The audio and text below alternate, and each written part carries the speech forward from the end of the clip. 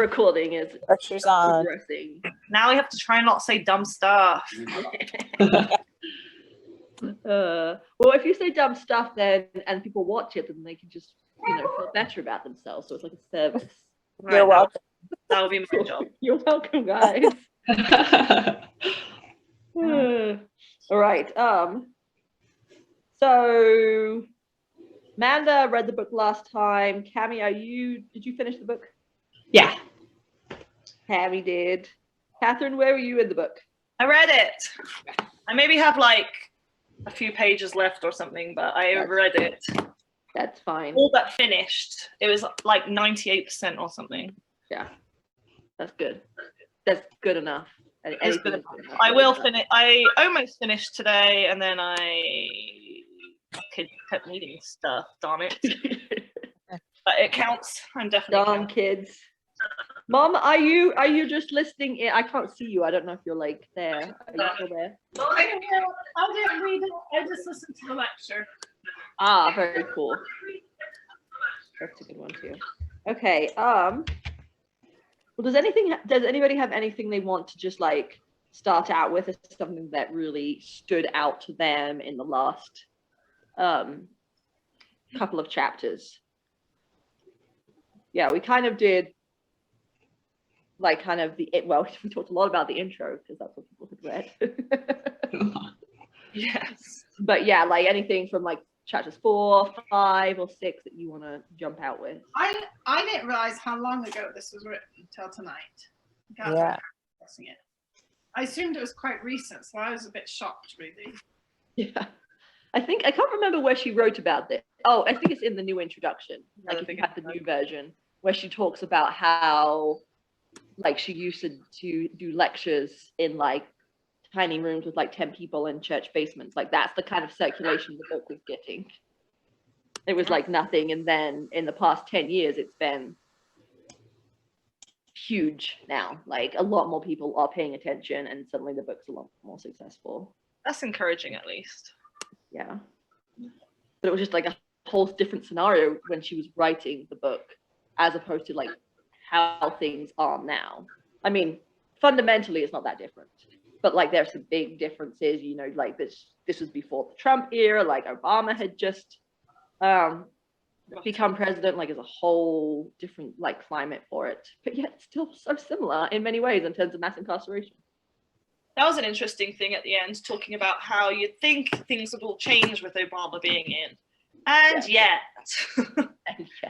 how it's like it almost made people scared to speak up because you want to give their black president the best chance they could have, and then everyone else thinks, look, they can do everything because if you can be a president, you can do anything. But then it just shines the light on how it's like it lets a few people succeed at the expense of lots of people. So that was an interesting thing I hadn't really thought of. Yeah, that was a really interesting, because I actually have this quote here of like the current system of control depends on black exceptionalism. It is not disproved or undermined by it. Yeah. And so like how important it is to like, because this is like a lot of good stuff, but there's this idea that like this new Jim Crow is so hidden because this like that people can succeed, that we have Obama and we have Oprah, those are the big ones that everyone says all the time, like means that it enables us to ignore it. Yeah. Like that's part of what makes it so powerful. Because if they can do it, why don't they? In a way, it's like, well, it's on them now, rather than Jim Crow where they actually didn't have a chance. Here it's like, well, they technically have a chance. But yeah, it like solidifies, like it actually is just like so pernicious because it makes it so hidden. It's because of that idea of like we could pretend it's a choice, like we could speak about how it's all like, oh, it's about crime and people choose to do crime, and it's about choosing personal responsibility, and it's about choosing to be a good father, like that Obama speech about like Black fathers and all those kind of things. It's all about like choosing, and if it's about choosing, it doesn't have anything to do with us, because it's just about choosing. Like, hey, Catherine, your name just came up. Yeah, so she's muted too. Yeah, I was Oh. trying to start my video on again, and Alice was crying, so that's why I was muted. Oh. Oh. I was like, maybe it's gonna work. I might go, and I might get John's laptop and see if while I'm listening, I could start it up on there and then switch Yeah. over to it.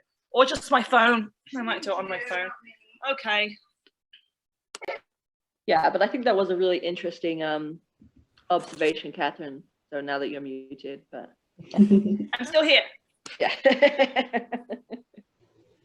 One of the thoughts I've noticed coming up for me reading books like this is just this idea of like, this can't be true. Like, this is so huge. This is so bad. And so like, when I think that like, this can't be true, I'm automatically looking for ways like the Black exceptionalism. So if people get stuck in the discomfort and just cling to like the first thing that kind of reaffirms our worldview, then it's like, okay, I don't have to worry about this now. But it's a lot harder to keep sitting with it and keep reading the whole thing and sitting with all of it. Yeah. That is very true. Or even just the idea of just like sometimes like I've done that same thing of just like, this can't be true. And I have to like literally like go look it up. I'm like, I just have to go Google this just to like make sure because it's so wild, some of it. Yeah. Like you're just like, what? Like you mean that like people who get sent to jail have to like pay for their prison time when they come out, despite the fact that then they can't earn any money. They then come out of prison and have to pay fines and fees associated with being incarcerated. I'm like, wait, so much of our taxes goes towards like prison. Where is that money going? Oh, wait, corporations. Oh, yeah. Profits. All of those kind of things. But it's just like, wait, that's real? I think that all just kind of ties into like this whole idea of like, why is this stuff so hard to address? Like, why as a country is it so hard to get a handle on it? You know, as you said here, like some of it's just like, we just have no idea because it's just so unbelievable. Yeah. And that's on purpose. We're not supposed to know. Yeah. Like a lot of it, like some of that stuff is just like, if you know it, you'd be just like we have to change it. But so few people look behind the curtain. Can we kind of playing off of that? Can we talk a little bit about? She was talking about how like there's problems in the criminal. No, what's the word? Civil rights. Oh, okay. It's like kind of there in my head. Maybe you guys can help me with this. You know, like approaching civil rights differently. She's saying, you know, a lot of people are trying to help by doing this, Like affirmative action. We need to rethink. Yeah, she said something about. I'm sorry. I'm like I barely remember this, but I wanted to talk about it. Maybe I know the section you're talking about. Yeah, and I feel like I kind of have some quotes underlined in there, but yeah, just talking about how like.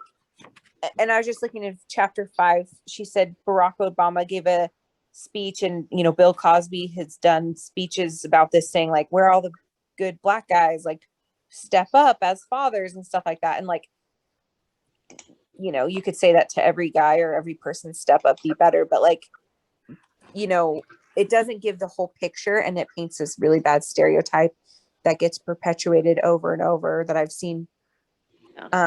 White people use as an excuse. Like one of my friends on Facebook one time wrote this terrible thing during the Black Lives Matters thing, and I was just like, well, you know, how are they supposed to be fathers if they're incarcerated at higher rates than, you know, like these exorbitant rates? And they were like, well, who says they even want to be good fathers? And I was just like, oh my gosh, it was crazy to see it in real life from people I thought were like nice people. So Yeah. anyway, my point is like, maybe we could talk about that whole, like, how are we approaching civil rights, and how she said to do it a little differently and maybe take it from a different stance. So anyway, there's like so much in there. Okay, like yeah, sorry. Like, delve in there, but because it just reminds me of, so yesterday I was first name basis Jasmine Bradshaw, she has her monthly Zoom things for her Patreon people, and she talked a little bit about I'm just losing my train of thought again with that.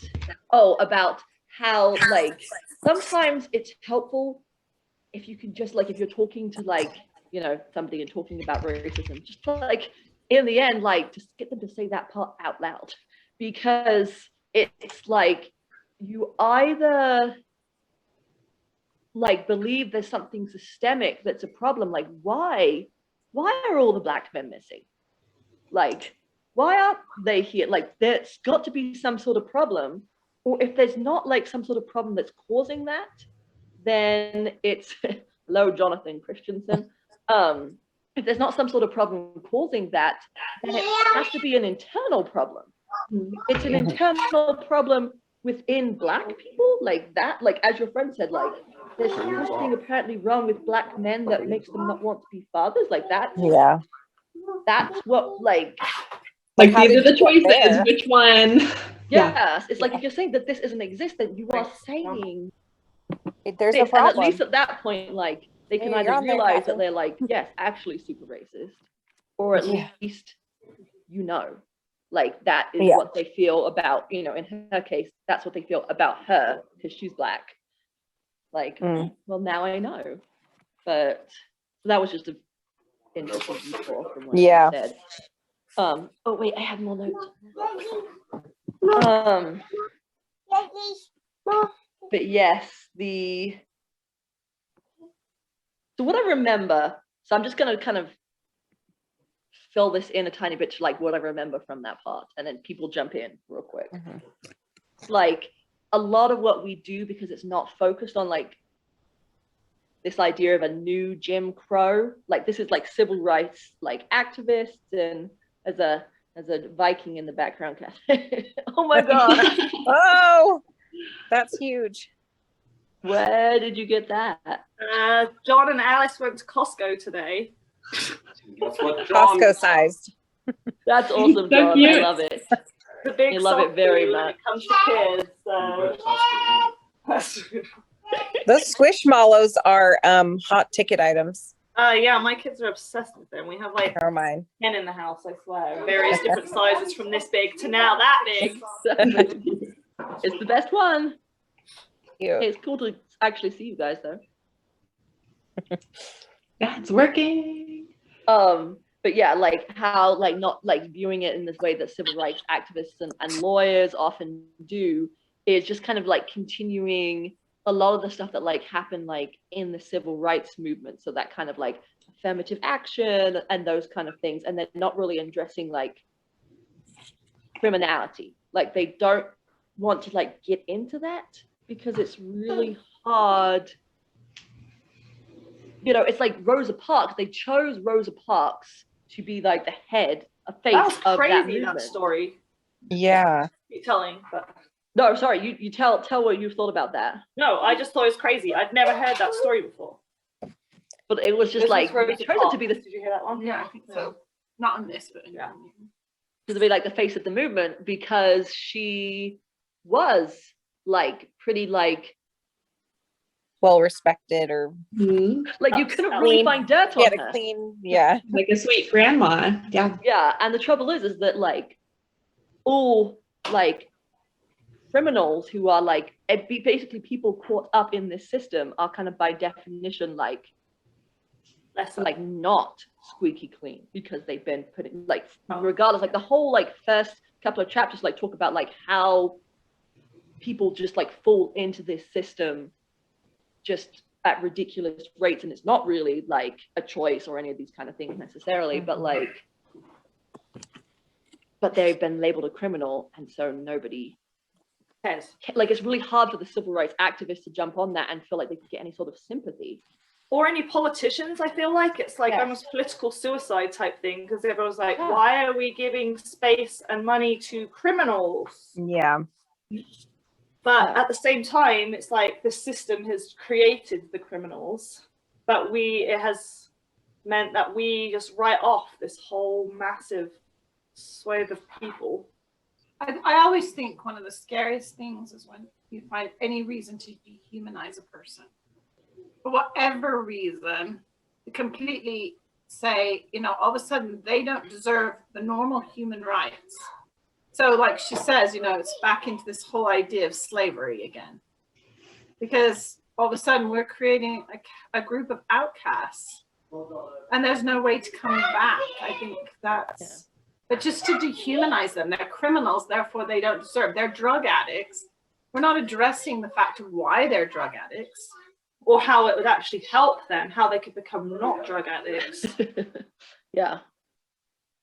So, I really liked her thing about, when talking about the rehabilitation and the idea that we shouldn't criminalize things that are public health, and, this core belief that some people really aren't worthy of, that we're treating all people with human dignity, not dehumanizing them.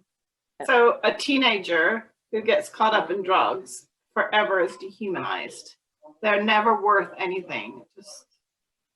Whereas a white person that gets caught up in drugs is, they're a bit wayward. They need to go send them to a fancy rehab place sort of thing. Yeah.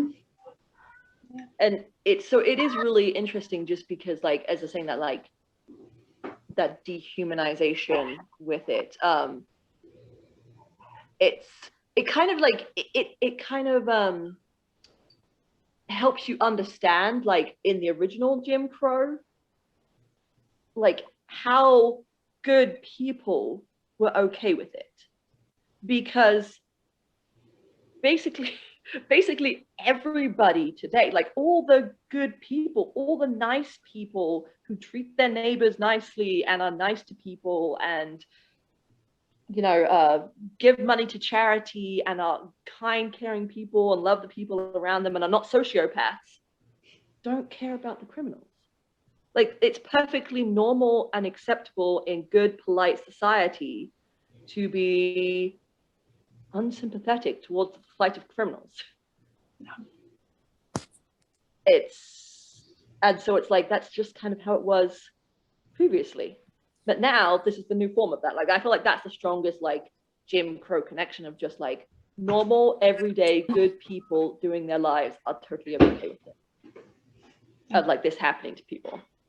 Number one, because they don't always know exactly, it's kind of hidden, but also, like, even if they hear about it, it was a personal choice, they just should have chose better.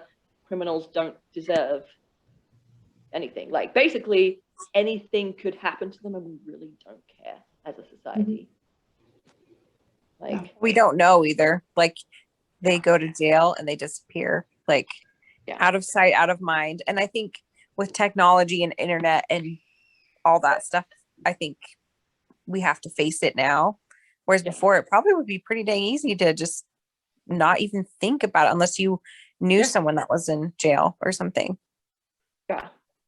That was one of the points they brought up of, like, what makes it similar to the original Jim Crow is that, like, segregation. Like, we have so much segregation and it's just totally removed. Like, people in the original Jim Crow, like, they didn't go over to that side of town. They didn't know that there wasn't any plumbing over in the roads just stopped. Yeah.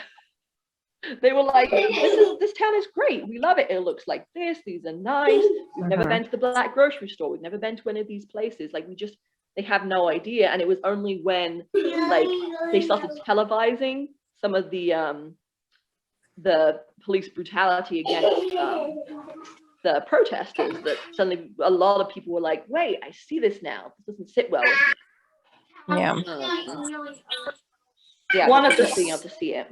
one of the sad things of the differences, though, it was interesting how she says similarities and differences, but one of the sad things of the differences was how the Black people themselves, these families, don't feel like they have a community they can share it with. They feel so marginalized that they, sorry, I have noisiness, but they don't even, fine, we can hear you. They don't even feel like they can share it with their neighbors or other family members or something, because, and even though such a massive proportion of them would actually be in the same boat together and then maybe could, you know, talk together about it, be a community for each other like they were in the Jim Crow era, they aren't here. They feel like they feel so marginalized and pushed apart that they don't feel like can talk to anyone about it. Yeah, it's just the shame and the stigma of it. There was something about that being, you know, it is normal for people who are stigmatized to embrace their stigma together. And that worked really well in more of the civil rights era, because like we're stigmatized for being Black, and we are going to now embrace that, make Black is beautiful. We're going to come together as a community and be like, yes, we are Black, and we are awesome. And you know, it's a really powerful movement, but it just doesn't work in that same way when it's like you're stigmatized for being a criminal, and then they're like, okay, well, we are criminals. Well, there's a whole thing about that. Hello, Calvin. Yeah, but there's just everything. Yeah. The point there, Catherine, that you were talking about is that like racial hostility is a good rallying point, but this system depends more on indifference rather than hostility, and that's a lot harder to fight because it doesn't look quite, I mean, not to say that we don't have a lot of hostility still, but generally, again, like it's hidden because it's not technically about Black people, because it's colorblind technically. And so it's, yeah. I just found the quote about affirmative action. Oh yeah, we didn't quite get into that properly. Yeah, sorry, I was just all over the place. You guys are helping me remember stuff. It says affirmative action may be counterproductive in yet another sense. It lends credence to a trickle-down theory of racial justice. Basically, you're helping a few, being like, okay, that's good. And it's not really getting to the root of the problem. It's not helping everyone, if that makes sense. Everyone that's being discriminated against. Yeah. And then I've heard that like affirmative action has actually helped white women the most, which is great that women are being helped by it, but it's like, you know, it didn't hit the root problem, you know, for who it was supposed to help. But people use that as an example, like you said, of like, oh, well, we have affirmative action, or, you know, but is it actually helping? No. Because affirmative action tends to help a very specific class of people of color, and like Black people specifically, like more of the like upper middle section, but like a lot of people are not in that class. Like if they're not going to university, and there's a whole slew of people who are not going to university for a ton of reasons, because of poverty and poor schools and all these kind of things, like it doesn't help them at all. And so suddenly you've got this almost like this widening gap. I don't know if there is, did they talk about a widening gap? Because it feels like that would almost do that, of just like, yeah, like these guys are doing fine, but there's no access for the majority. Gives cosmetic diversity. That was the quote I put right here. Like the idea of like, we can look around at big corporations and we're like, look, it's diverse. There are people here.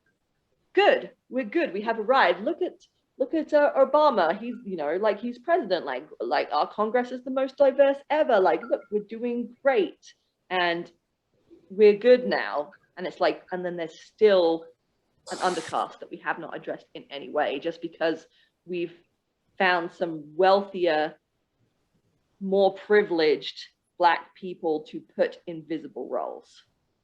It's cosmetic. It reminds me of this documentary that Justin and I watched. It's like Killer Mike. He's a rapper and it's really funny actually. If you want to check it out, I'll have to look up what it's called. But he was like, okay, on this one episode, he's like, okay, I'm going to only shop and buy and use things owned by Black people.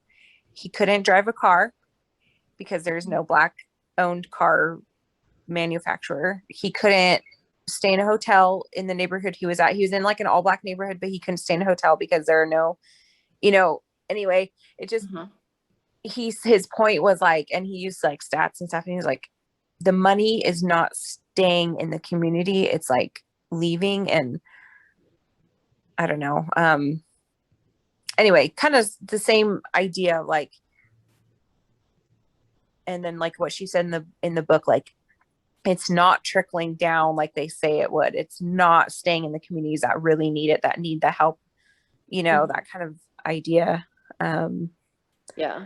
It's like and I think it's gotten worse as time has gone on. Like people used to stay in the Black community. They used to have these small businesses and stuff. And now it's just the money just leaves and people move on and whatever.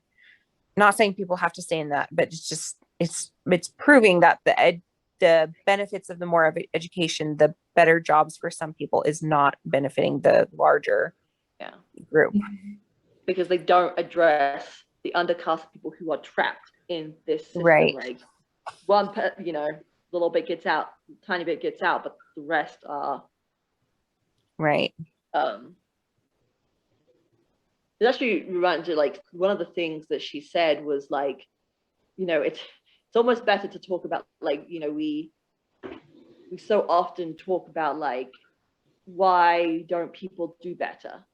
Like, why do they end up back in jail? Can't they get their life together? Why can't they take care of their children? All these kind of things. Like, given the long list of things that she has talked about in this book, like, it's surprising how many do make it and are able to turn their life around, if that's what's being, who are able to find steady employment, to hold that steady employment, to get somewhere to live, and able to just basically not go back to jail. Like, it's surprising how many people make that happen. Yeah. With that. We didn't talk a ton about, like, those things are, because that's the bulk of chapters like 4 and 5, like all the things that happen after you've done your time, like the things that nobody, like the judges are not required to tell you that if you plead guilty to this felony, all these other things will happen to you. Like, like, okay, I get this many years, but you don't know all the other stuff. Technically not your punishment. Does anyone have, I guess the question is, like, what are some of the biggest obstacles for people who have come out of prison to stay out of prison? Like, what's getting in the way here? They can't get a job because of their record. I thought that was a really interesting point that she wrote in there. She said, how, like, so the drug crime is very similar, and if anything, whites have actually more drug legal activity, right? Whereas violence is skewed towards more Black people. But they said, that's joblessness. You put that down to, like, there's that, something like, there's like the connection between young men and joblessness and criminality is just like one of the most studied, has the most evidence behind it of, like, all social economic theories. Like, that's just a thing. Like, studies have shown that joblessness, not race or Black culture, explains the high rates of violent crime in poor Black communities. And researchers have controlled for joblessness, differences in violent crime rates between young Black and white men disappear.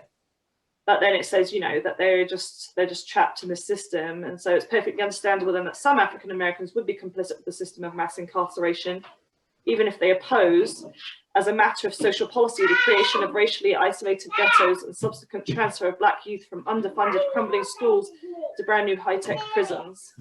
So because they're not offered any, it's like if they, it was talking about Black complicity and stuff, and like, why do they say, yes, we do want like these police things? Because it says if the only choice that is offered Blacks is rampant crime or more prisons, the predictable and understandable answer will be more prisons. Because they do have to deal with the fact that they're living in a place with violent crime, which is created from this prison system. But then just because I have friends on Facebook as well, just saying, well, these Black people say, you know, and you're like, yeah, but you're not giving them a fair choice. These are their options. I think that's really powerful, their families terrorized by violent crime, which is a real problem. It is, and she doesn't minimize the fact that you really do need to try and get rid of violent crimes and stuff. Yeah. But this system is creating it rather than solving it. Yeah. I think that's a really powerful point she hammers down. It's just like, this criminal system has gone way beyond the tipping point of it's saving more people from violent crime than causing it. Now it is creating this system of violent crime. I thought that was one of the more powerful points that I found in this book. Yeah, definitely. It's just kind of like what Amanda said, like before, like just about like, sorry, I just like this idea of how like it's not some weird thing inherent to Black people that they just like living in violent neighborhoods. Like that's just, if you think about that, it's like, no, they're not okay with that.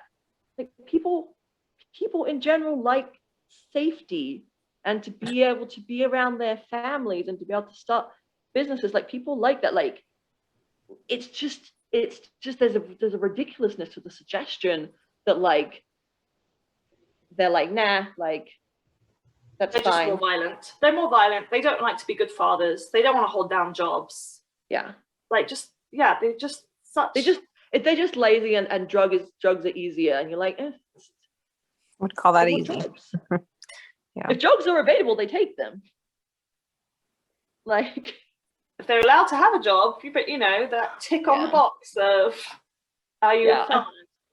I thought that was interesting about the like, you know, how some places are like minimizing, like when, like trying to minimize a little bit about like when you have to tick the box.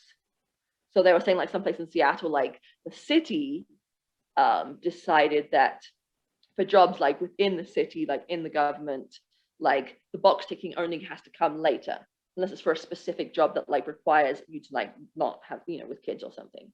And they said like it could be good, but it also could not be good, because then people have a tendency to assume that if a person is a Black man, they are a criminal.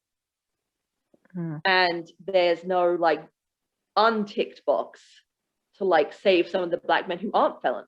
Like they don't have a criminal record, but it is assumed they are tarred by that association of criminality. And so it's even like in those kind of scenarios and like general, like it's almost like easier for white men who are felons to get jobs than Black men who aren't, because of that association with criminality. And I was like, it's a hard problem to solve here. Yeah. That's the really hard thing. I feel like trying to look forward and say, well, what do we do? Because in books like this, you think affirmative action is great, and it has done a lot of good. And she mentions that, you know, she's like, she's benefited from affirmative action, and I don't think she even necessarily suggests taking it away, but you solve one thing and create more issues because there's this underlying thing that we just are not over our general racist thinking. It's just so inbuilt to things. I just worry. It's like, I feel like, you know, the mass incarceration system came about because they just needed a new out. Like, what's the new way it's going to show? Even if we manage to solve some of this, it's like, how do you get at that more underlying issue? And I have no idea. Yeah. I mean, that's the entire body of thought in this area of like, there are ideas, but like, how do you create that change within society? So again, like in the Zoom meeting I was listening to, especially Jasmine Bradshaw was talking about like the percentage of people who believe various things. Like number one, like the percentage of people who believe that like we have already achieved racial equality, and the ones who are like, we're pretty close, it will be in my lifetime, and the ones who think like it will never happen. And you know, predictably, it's skewed pretty far, and like a lot of white people already believe we have achieved it, and the rest of them believe, and the rest of them believe it's very close, whereas a lot more Black people believe it will never happen. And that's kind of like the skew we have here of just, you know, like not every single Black person believes in that racism is still a real thing. Like there is that portion, that percentage that say like, we're here, we're done, we're fine. But it's predictably smaller. And, you know, she was talking about that in terms of like, it's interesting to analyze, like, why are those numbers different? Like, obviously we would understand that on the level of like, can you interpret that as like white people must just have a better understanding of what is holding Black people back? Like that doesn't sound very, like, that's not logical at all. Like it's like, oh, maybe Black people have insight into their own community and lived experience, instead of just being like, white people are like, oh no, they're fine. Like I don't know anything about that, but they're fine. I got distracted from the point, whatever we were going on that, but all good. Yeah, I mean, we talked about like some of the other like ways. It's not just like about jobs, but also about like, it's like crazy about like the housing and the food stamps. That was so sad. We did talk about that a bit last week, didn't we? I think. I don't remember. Last month, I guess, where it was just like they took the literal same amount of money that went into the housing funds and just put it into the prison fund and called that the new social housing. And just like to almost to like, you know, not to the very dollar, but like 17 million here straight to 17 million here, just completely just, and the money that went to like counselors and therapy, just move that straight over into the prison funds, stuff for things. Yeah, it's like doing things this way is a choice. It is a choice that we specifically and somewhat recently made. Oh, I know what the therapy money went to. It was to military weapons for the police. Oh, yes. Because that's how you help people with mental health crisis. Yeah, you get them severely hurt by the police and stuff, and yeah, it's just that kind of just like everyone's like, why all of these things? Like at some point, somebody had to think, this is a good idea. Like this will help us. Like you're assuming people's goals were to reduce crime. Like I think underlying like that there was generally some people who were not trying to do that goal, but just like in general, like we believe that about the system. But it's like, if you look at it with any sort of critical eye to that, you're just like, but if that's what they were trying to do, why this? Because this doesn't work. Well, and now like we really have no excuse, because there's data behind it. There's proof. There's years and years and years of like, this is not working. It is getting worse. There's no hope for the prison system. But why isn't it changing? Abolish the prisons. Money. Yeah. That's what I would say too. And politics. Well, it's money and also political expediency. Is that the word? Yeah. That'd be weird. Yeah. Like the ability for people to use that as a political tool, you know, play on people's fears. Yeah. And also, if people are hidden, then it's much easier to say we will protect you, than to say we are going to help find the hidden. You know, it's much easier to say we're protecting you from the hidden. Yeah. We're protecting you from the fear of what's out there, rather than we're going to help those so that you don't have to fear. Mhm. So Yeah.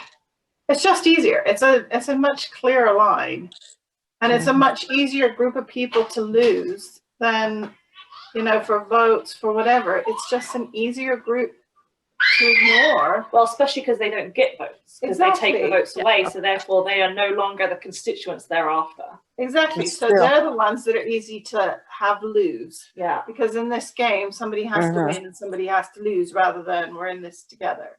Yeah. Well, actually, that's like one of the things you talked about, like why it's the same as Jim Crow, because both depended on disenfranchisement of certain populations, because neither can survive if everybody had a say in that. Like, there would be enough people to say, we don't like this system, we're going to vote it out. And so it requires you to make sure that a bunch of people who are affected by it can't vote. Like, there would not have been Jim Crow if Black people could show up at the polls and have Black politicians to vote for who would be like, segregation is not cool. Mhm. And it's the same like here, like there are enough people that you could have a coalition to change these kind of things. Well, I guess that's the kind of the idea. You'd think it would be that, like, they, you know, we're trying our best, and I think some people are, but then you just hear, like, I was listening to something over the weekend. It was the Mormon Women for Ethical Government conference. It was really good. I haven't listened to all the stuff yet, but I listened to some, and one was about this new Voting Rights Act that they're trying to get through. And it's really, really good. Like, she's saying it's the new Civil Rights Act of our time, and we really have to get it through. But you just you see how overtly racist these leaders are, because they find the data, they have the data, right? We have it. And so then they say, okay, how exactly do Black people vote?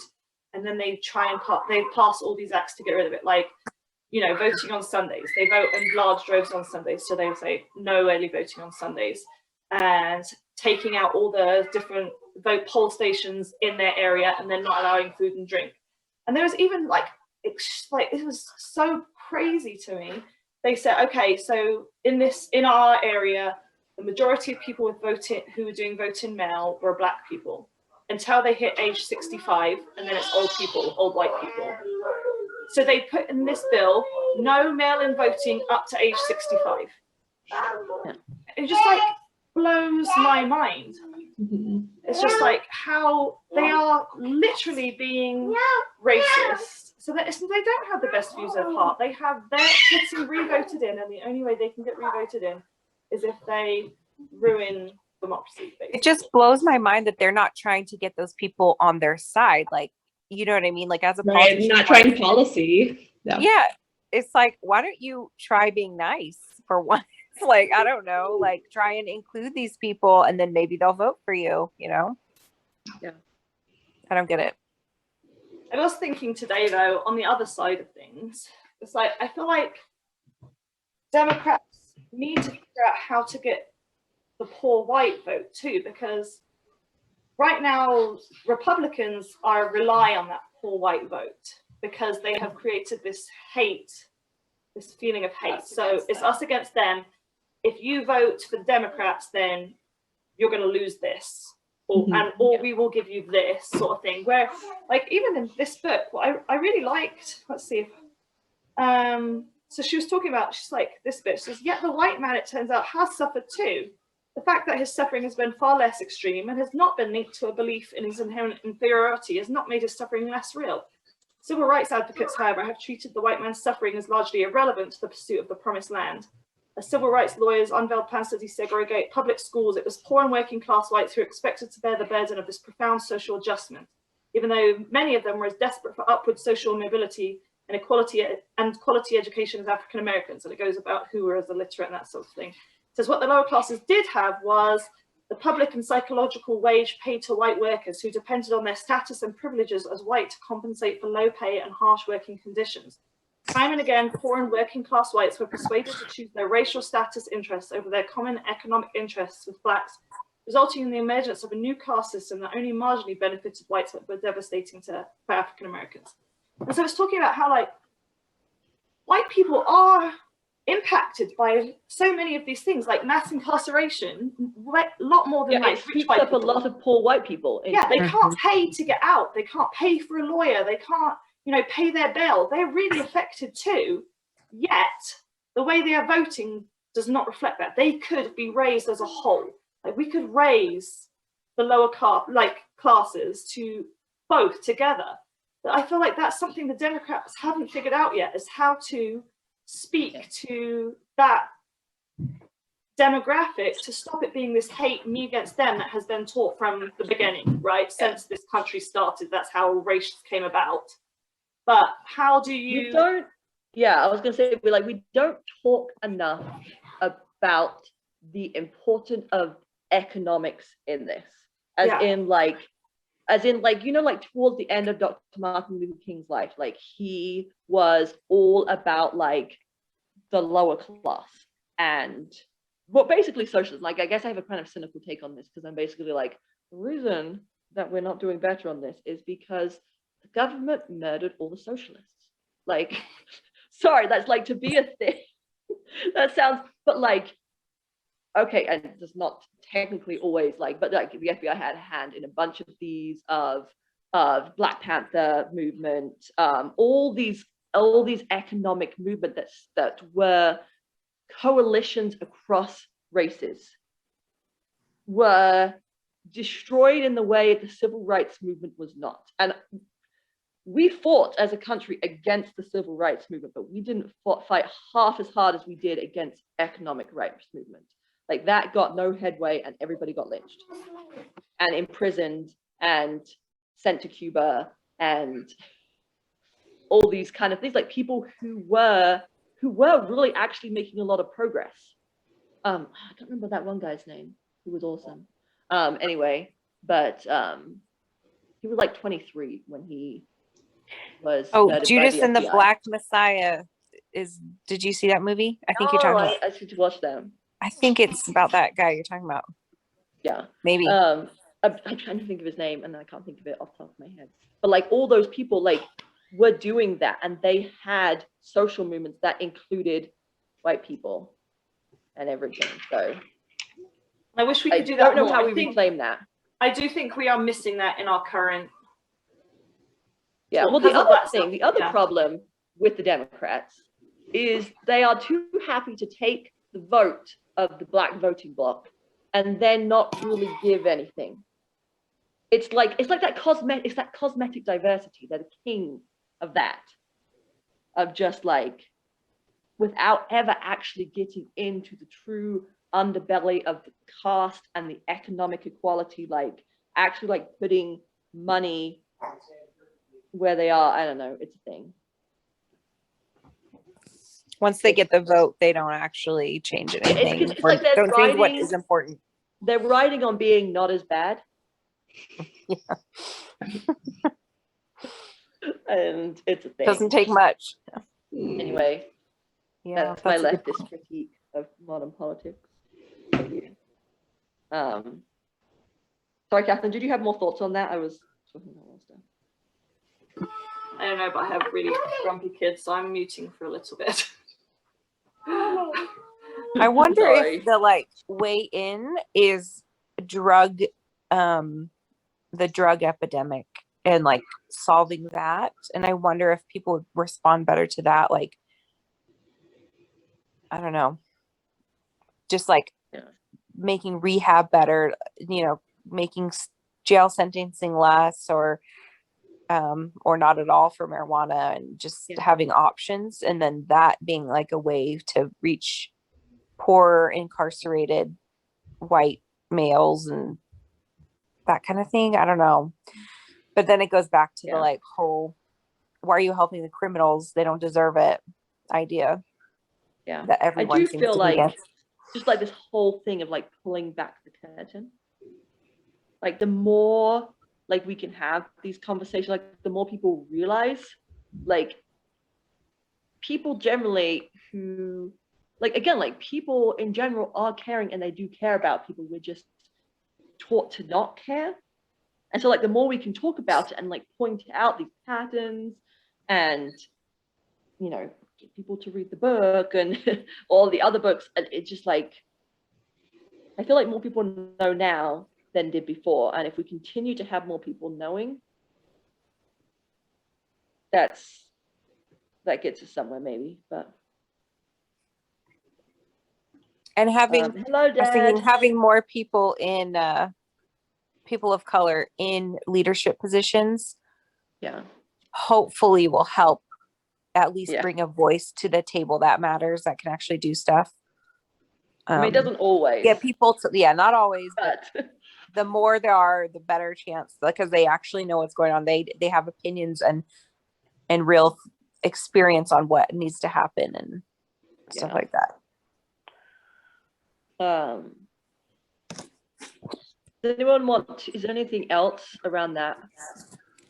There was a lot there people want to talk about, because I was we haven't talked about gangster culture yet, and I kind of wanted to like talk about that a little bit,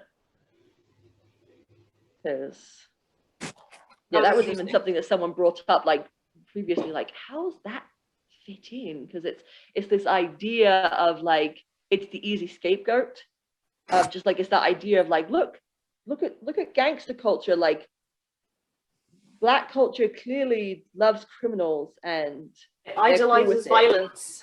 Yes, they're totally cool with it and they love violence, and see, that's the problem. Easy. But who are the people that get ahead in their culture? Which people? In Black culture, who are the people that actually get ahead? Who they see they can emulate? I mean, I'm just thinking this off my top of my head all of a sudden. Rappers. I just think, I mean, there's the rappers and stuff, but it is also those who are making the money, who are the drug lords and who don't get caught because they just take the low-hanging fruit because that's their numbers.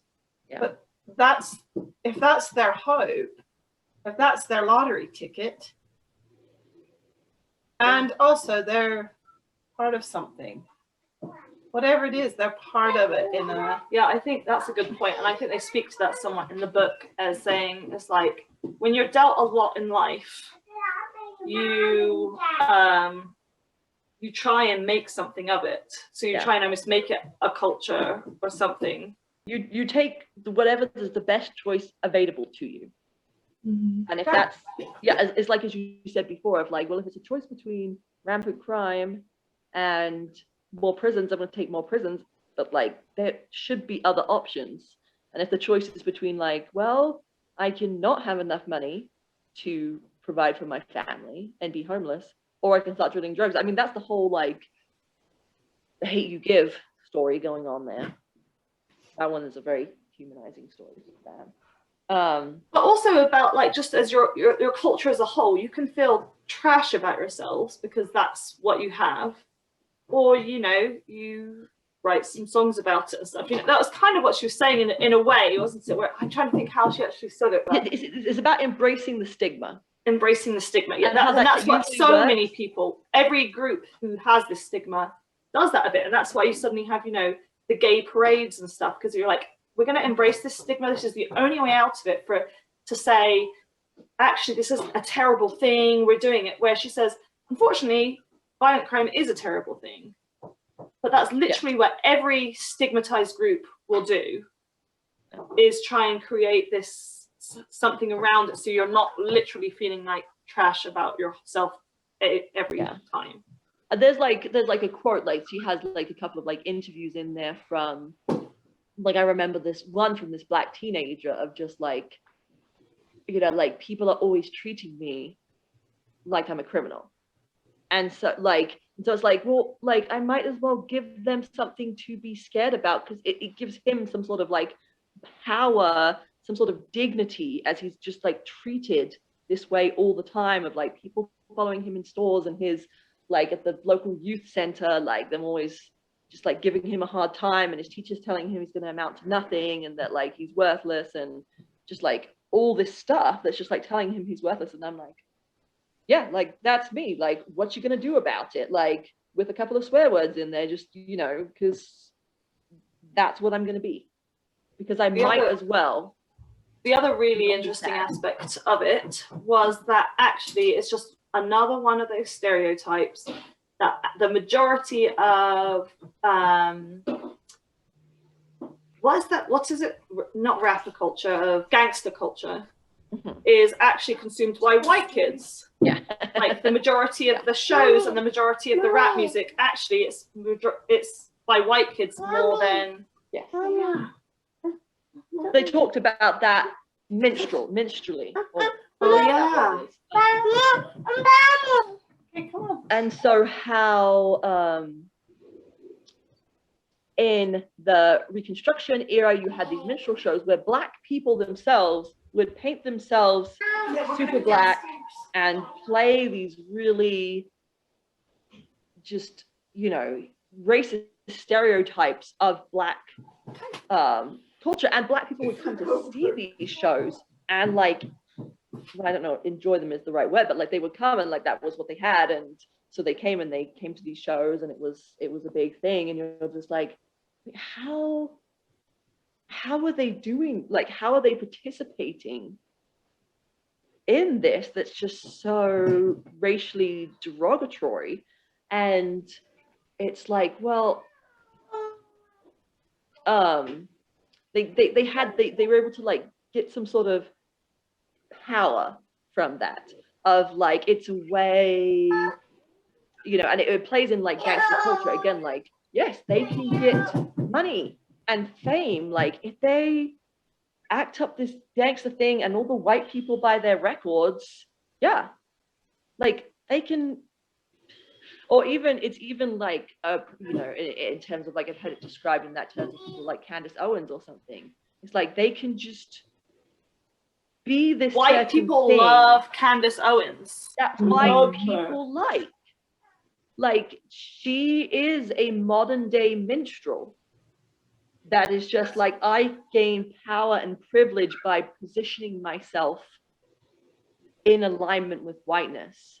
And I do, like, I have to wonder, I'm like, maybe she really is behind it, but like that, this book talks to that over and over again, how it's like, you know, she's probably benefited from a lot of those, you know, affirmative action type things. And she's very much a, you know, a middle class up, you know, Black person that actually doesn't deal with a lot of that stigma and she can't understand. She has totally bought into that idea of like they can individually better themselves rather than there's this system. So like I try and give her the benefit of the doubt that maybe she believes in it herself, but just I have to assume she's not doing it on like purpose. Yeah. But the fact that then she then speaks for Black people to all these white people, that's what they want to hear, so then they only want to listen to her. And it's the same idea with, I only want to see this Black gang culture because that's what's more exciting on these shows. Yeah, and not to like pick on Candace Owens as a specific, because that just to be like, feels weird to just be like, Candace Owens, like I was a bad Black person when we're sitting here as a group of white people. I was mentioning that for more of a like the criticism I have heard from the Black community about her fits in with that minstrel thing. Yeah, like it does definitely. With that. But yeah, I really like, again, like it's that same idea of like, yeah, like we can like you at one time like embrace and feel empowered in our stigma, and also possibly even gain power, money, privilege from that. There was a really interesting thing I thought, because it talked about like, so like this whole like gangster culture and like misogyny, like the misogyny in like rap and those kind of things. And I just think that's really like fascinating that I guess we have this idea, like for example, like, you know, like think about like growing up, like rap music was bad music. Hip hop music was bad music that they played in clubs, you know, like there was no celebration of the artistry there. It was just like, oh, that's inappropriate, and those kind of things. Like Black culture, it was stigmatized as immoral, violent, you know, but I thought it was interesting, like this idea of just like, we don't do that same thing to white culture, despite the fact that like misogyny is rampant in white men. But we don't say white culture, well, I mean, some of us do, but like, you know, like we don't have this concept of like white culture is misogynistic. Like if it's black culture to call a woman like a hoe or something, like it's white culture to refuse to be alone with anybody who isn't in your wife in case they seduce you. Like, oh man, white culture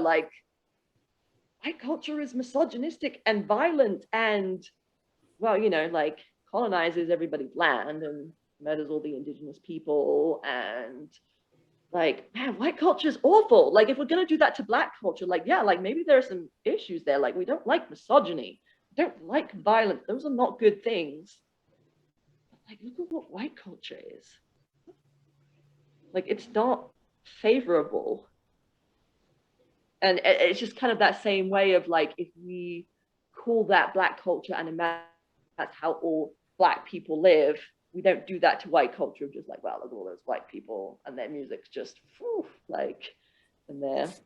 Yeah, we allow for like nuance in our own culture, but not in other cultures. Yeah. You don't see the humanity behind it. Even if we like are feminists and we're like, oh, that, you know, like misogyny is bad, we don't tend to be like, oh, we need to fix white culture. We don't put it in those terms. We're like, those people are misogynistic, but like we're not taking it on as part of ourselves as like white culture. Yeah, I think we can say, we can say, you know, there's a major problem in the whole of our society, but we don't call it white culture where we do. Yeah, I see what you're saying. Mm-hmm. Yeah, sorry, that was maybe, I was just tangent and I was like, because I'm like, I feel like we do call out that we're still a society that definitely deals with, you know, yeah, misogyny and that type of stuff, but we don't label it as white culture. Yeah. So I just think it's kind of disingenuous to just be just all up in black culture and just be like, oh, it's like so problematic and all these kind of things. I'm like, look at your own culture, white people. Me also, like, have that be your thing. I think it's just easy for us as to just be like, oh, it's only those type of white people and we're a different type of white people. And I think honestly, like that happens, like again, like we talked about, like there's that division in the black community of just like the people who benefit from affirmative action and often tend to just be like if they're able to do it, turn around and be like, what's up with these guys? It actually talks a little bit about that in we haven't read this book, How to Be an Anti-Racist, because he's talking a lot about his own experience being racist. He talks about that a lot, like his own thing of he uses the like N-word to describe like he's a black person but he's not a N-word, as in like that's how he's talking about like when he was young, like he remembers like standing up and giving a speech in his school, which was like not an all black school, about like how black community just need to have personal responsibility. Like he remembers playing that role of just like, it's not me, I don't want to be like, that's scary, I don't want to be that. And so look at me, I'm the model black person, I'm not the N-word as it's kind of like the opposite of what you're talking about earlier with embracing like the gangster culture or something, and making that part of your identity. Is the opposite of like, yeah, there's like different ways to like deal with that, like that stigma coping being held on. Yeah.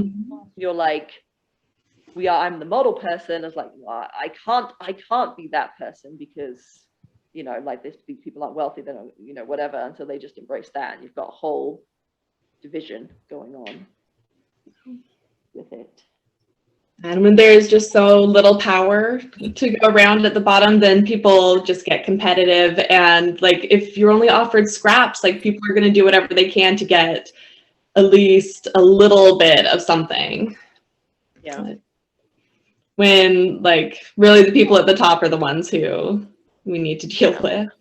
Honestly, like fixing poverty would go a long way to solving so many of this issue. And that's poverty across the board. If you could raise the lower segment of society, which would include like a majority like of people of color, because they tend to be the poorest, but just like everybody, and just be like, we need to have people not be so desperate Mm-hmm.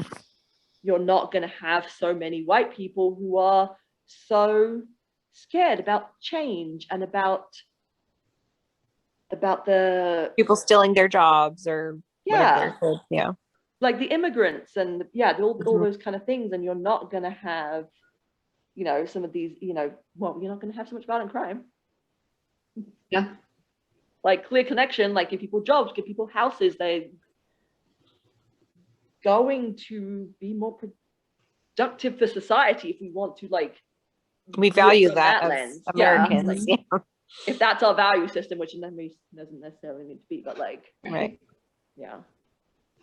I read this awesome book about trauma and about how poverty and trauma are so interconnected and how child abuse is also tied up in all that. So I want to read just a little bit. Okay. It says, child abuse is our nation's largest public health problem. Its overall costs are greater than cancer or heart disease. Eradicating child abuse in America would reduce the overall rate of depression by half, the rate of alcoholism by 2/3, suicide, IV drug use, domestic violence by 3/4. And then also incarceration. So if we can just get to the poverty side, then abuse is going to happen less. Traumatized people are not going to be hurting so much. These problems start and then they just keep going, and then it's intergenerational. And yes, poverty is the biggest problem there. It sucks. Yeah. Economic inequality. Yeah. That was Martin Luther King Jr.'s real big thing. Yeah. We haven't addressed the economic inequality that we created. Yeah, just like as Catherine said,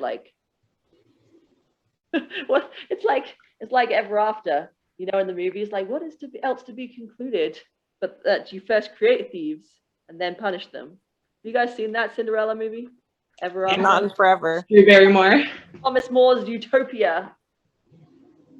Did we read that, Catherine? We read Utopia, right? You're muted. Oh, so I at least skimmed it, I think. I was thinking, wasn't it in our not ancient history class? Yeah, civilization. Yeah, we took that class together. Aced it. That was a thumbs up. One of the best things that you get to teach children in the buddy pace classes is how to do thumbs up. You get the little kids in, yeah. That's cool. I have gone through all my notes, guys. Looking at all the highlights, I highlighted a lot, but yeah. I feel like we talked about a lot of them. One of the things I really liked was that she talked about this was arbitrary. We should, if we really wanted to choose something, could have chosen alcohol. That causes more deaths, which is a whole other thing. Yeah. Although at the same time, it's not arbitrary because alcoholism is more white people. Right. That's what she said. It's not arbitrary. Yeah. But it is. It's on purpose. But I liked that she said. Let's see. I was trying to find this one quote, but it was basically stop judging. Literally all of us break the law.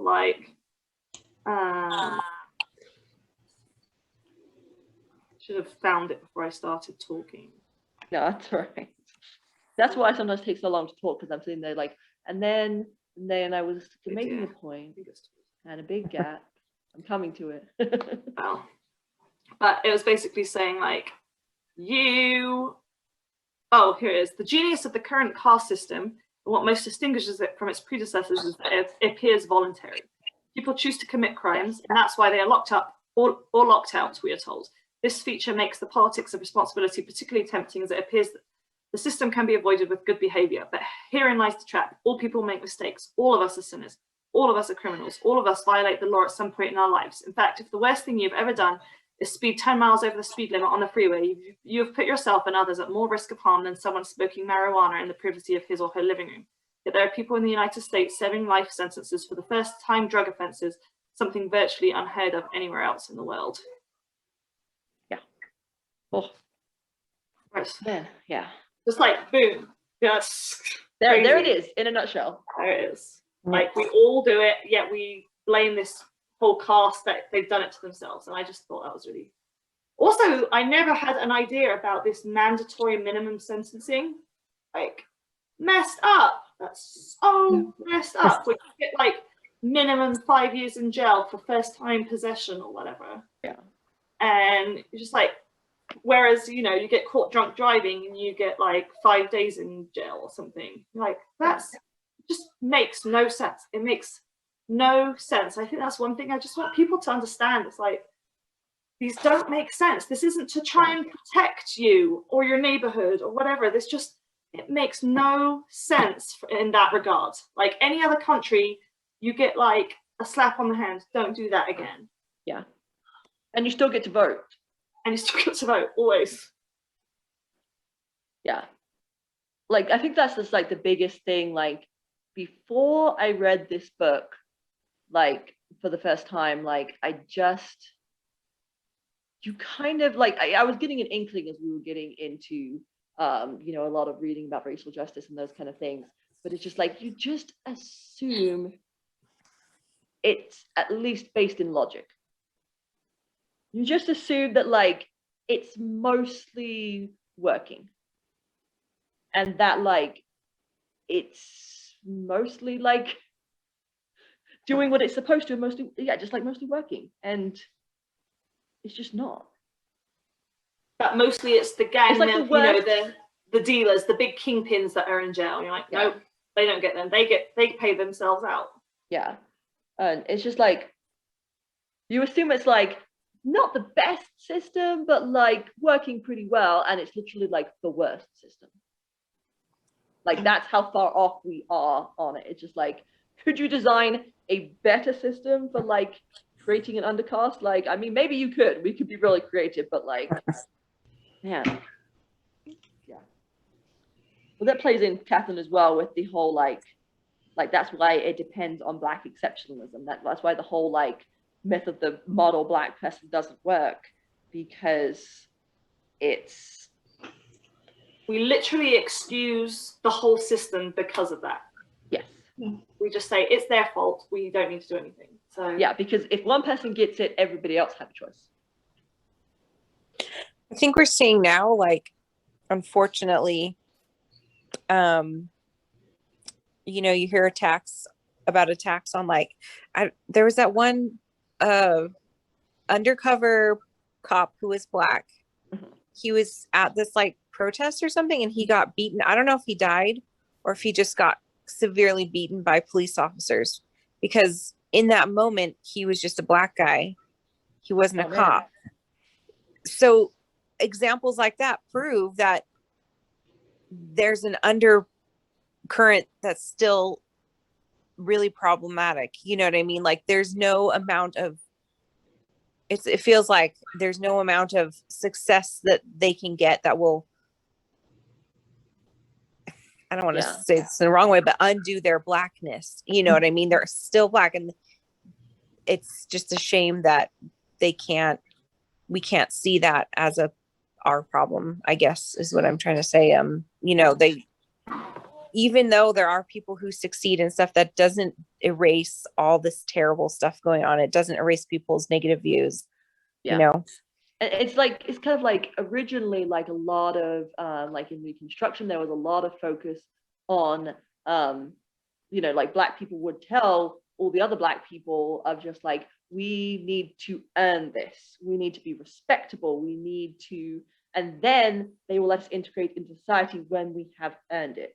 Like that was a thing, like that they would talk about. And I can't remember, was it Booker T. Washington? Was he the big guy that like back in Reconstruction? Anyway, he had like a whole like newspaper, but it was all like focusing on that. And it's still, you still get that thread through society today of just like, play the game. You know, we need to fix fatherlessness. We need to do all these things, and like, then we won't have these issues. But like as you said, it's like it's just not real, because that somehow like, yeah, like some people, or even like you look at like Obama, for example. Like yes, he got to be president. Like he did not escape racism. Mitch McConnell, like, you know, like just the racist cartoons, the whole Michelle Obama is actually a man or a monkey. That was a thing. Like they don't. Obama shouldn't be president because he was born where, I can't remember. Yeah. Kenya. Not America. Yeah. I think he was born in Hawaii, but probably Kenya because he's black. Yeah. Go back to Africa, Obama. Yeah, and it's just kind of like, it's like at the same time we use Obama as like the exception of he succeeded, and then at the same time you're like, as Amanda said, like they never escape that stigma. Like, well, I mean, I'd rather be Obama than somebody else in a gang. But it's. Do you remember White Rage, where it's just, you know, they was talked about for the first time was this like really respectable doctor who moved into this white neighborhood. You know, he did literally all the things right, and they ran him out of town, and they all died. Oh yeah, that was such a depressing story. That was literally like the end, like, and then they all died. Yeah, who all died? So there was like the family. So like they threw rocks. They threw rocks into like the home to like scare them off, and then like all the black people got arrested. Yeah, like I'm pretty sure that the black people had guns because they were in their house, like hunkering down against this literal mob that the police wouldn't stop. And so I think they maybe even shot something like shots out the window. Yeah. Something to try and like scare people off. So then they got arrested. The whole family who weren't shot and killed by the mob died in jail of pneumonia and then died of kidney disease and then died of everything. It was awful. So it's like even if you be the most respectable person, it just doesn't matter. Yeah. They're not letting you into society anyway. But that's what white society wants black society to be. They're like, okay, if you're enough, like the reason we don't like you is that you're not enough, like, you know, that you're not respectable enough, e.g. you're not white enough for us. Mm-hmm. Which is just so frustrating because of that, the same thing. Like we all, like as a people, commit the exact same amount of crimes and like do the same mistakes, but they have to be perfect and we don't. Yeah, I mean, that's the difference between like the white man and what he's accountable for and the black man. Black man is accountable for the entire, all the criminality of all blackness is placed on him at all times, and so he's always scary and he's always deserving of police brutality. There's like this whole George Floyd things with everything, and just like that people are still arguing that somehow, like, just by the virtue of just like he was a criminal, like how much people are digging into like he was a criminal, and yet like, you know, the police officer, like he has a history of like kneeling on people's necks. Like if you want to talk about criminal history, like he did this to a 14-year-old child before who didn't die, luckily, but like because he didn't kneel on his neck as long, but he did it. Mm-hmm. Like I'm just like he is somehow not like, you don't hear that, like he's not accountable for that criminal history, and yet George Floyd is accountable for all the blackness and all the stereotypes. And there's something called like privilege of individuality or something. Where did I read that? Right. Did we read about that in one of the books? I think, but yeah, like we're allowed to have nuance and mistakes and be our own person, but we see people of other colors or cultures as not as just one thing, one person. Yeah, that's definitely, that is. It was a really good book. That might be my new favorite, like, anti-racism book, just because it was like still so relevant. And I think it just gets straight to the point. I mean, it's very long, but it gets to the root of every problem. And it seems like she gets everyone's, well, what about this? Like she hits everything that you could even think like of. You just hear, don't you hear your like Facebook friends saying, la la la la, and then you like read, and you're like, no, but look what she says about this. Yeah. Like if you could recommend one book, this would probably be a really good one. Yeah. I think. Might be my new go-to. Yeah. My dad's reading it right now. Oh yeah? Cool. You should join our book group. Good. Does anyone else have any other notes or things? I was that we just wanna gonna talk say about? one thing Yes, tell all that the made me things. feel like this book was hopeful, you know, such a depressing, is on 289. If you have the book, I don't know what it is on I have my whatever. She just goes through this list of like, here's what we do to fix this. Data collection on police and prosecutors. Public defender offices should be funded the same level as prosecutor offices. Mandatory drug sentencing laws rescinded. Marijuana legalized, blah, blah, blah. She just goes on and like, she elaborates, but it's like, okay, now you feel like, okay, this is what will help. Now, when I go vote or when I see legislation come up and I want to support it or not support it, you know, it gives you some like things that will get to the roots of the problem that she has spent so long explaining, you know. So I did like that a lot, and I marked it.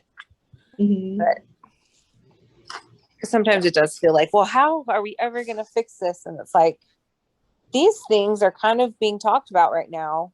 And like we brought up before, like it's so relevant now, even though she wrote this however long ago, 10 years ago.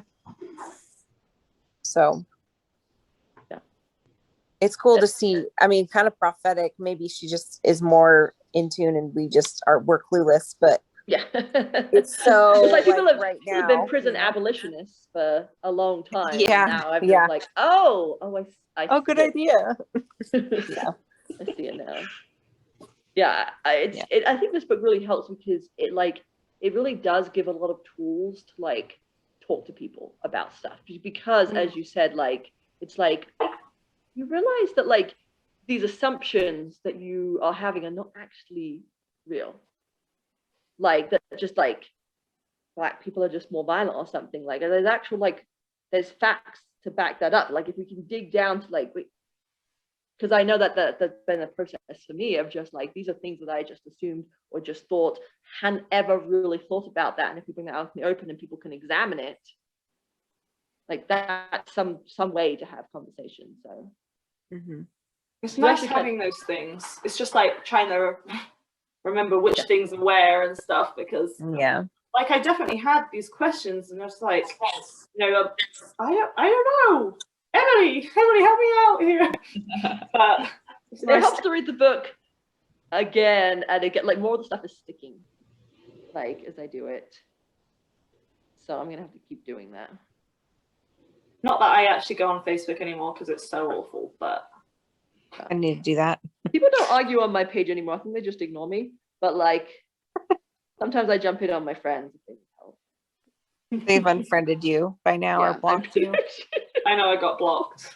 But sure it goes both ways. So yeah. Yeah. Cool. Well, I think I'm going to stop recording and then maybe we can talk logistics for what we're going to do next. So stop recording. Do you want to stop recording?